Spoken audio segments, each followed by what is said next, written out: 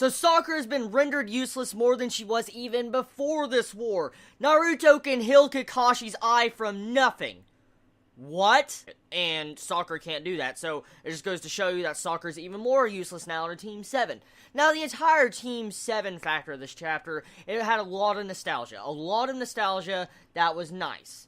But we have to admit, we have seen these flashbacks quite often, and we all probably know exactly about this entire ordeal with Team 7, how, this is emotional, the impact, how much they've changed over the course of this entire series, but honestly, I don't feel like that was needed, honestly. I mean, the entire bits with Kakashi assessing everybody, looking at them, trying to determine what they're good at, what they've accomplished over the entire series, if Kakashi doesn't know what, Sasuke's done, I was like, oh my god.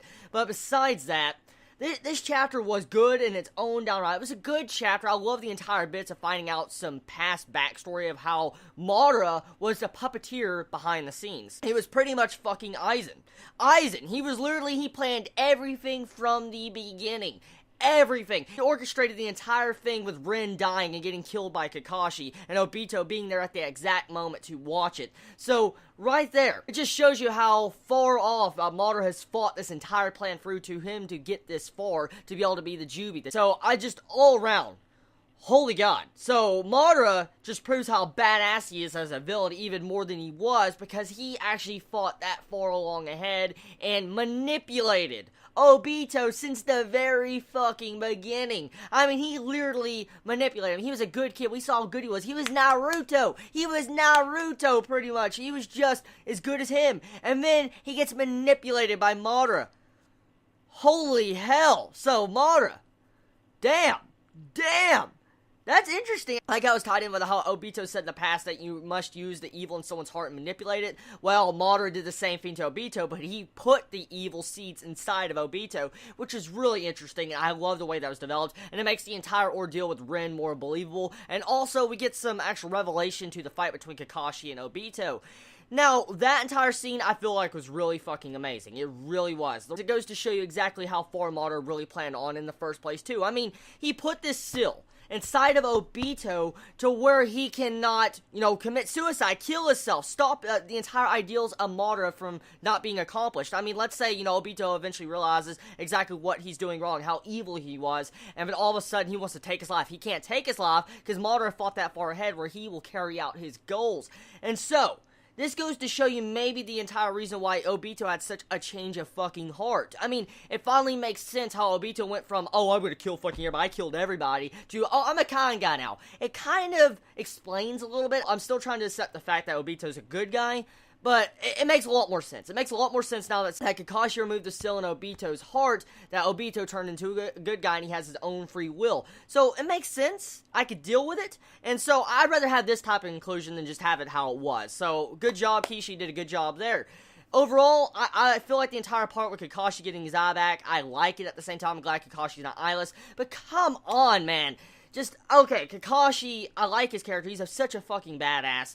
But, I mean, we haven't really had any major character deaths with any of these characters or any emotional impact since Neji. I mean, Guy was supposed to fucking die. He's a fucking awesome character, but he didn't die. But Kakashi, he loses his fucking sharding and his eye gets ripped out of his socket, and his eye just gets space magicked. Okay, besides certain complaints, this chapter was good. Pretty much what we can get from the conclusion of this chapter is that Obito is fucked. Okay? He is downright fucking fucked. Madara is about to just rape him. Let's just put it this way. He's putting on his rape face, and he's going to just rip that eye out of Obito and probably kill him. I don't see why Obito should honestly live past this point. There is no reason Obito should be living past this point. I mean, if Obito doesn't die, I'm calling some extreme bullshit. Okay, I'm just saying that right now. Okay, so there's one other thing about this chapter that kind of bugs me a little bit. I don't know if it's because I'm not understanding it properly. Maybe I'm not. I don't know, but I want to throw it out there. So Obito says that he could not put the other Rinnegan in his eye socket because the power was overwhelming and he couldn't control himself. Okay, I can understand that logically now that he said he didn't want to put the other eye. But Nagato, Pain, had both Rinnegans in his fucking eyes. Explain to me how, Nagato didn't go into madness to lose control of himself. I mean, he seemed pretty capable of controlling himself. I mean, he decided to go good guy at the end and revive everybody, so exactly, what kind of control did Nagato lose? I mean, what the fuck? So, I don't know, maybe it's because, Obito's a weaker person since he fell for Madara's trap, but I mean, Nagato fell for Obito's trap, which is, okay, let's not even go into there. Just pretty much, there's a big issue right there. I just don't understand the entire logic of how Pain was able to have both Rinnegan in his eye sockets when Obito couldn't even have both of them. Now, what we can get from this is, though, Madara is going to be on some extreme shit. I mean, he's getting another power-up, okay. He's getting both of his eyes. But it is said the owner of the eyes will be a lot stronger. So we saw how fucking crazy Pain was. He bossed the fucking Nine-Tails back in the Pain arc by himself. Okay, well, he didn't completely boss him, but he still fought the fucking Nine-Tails.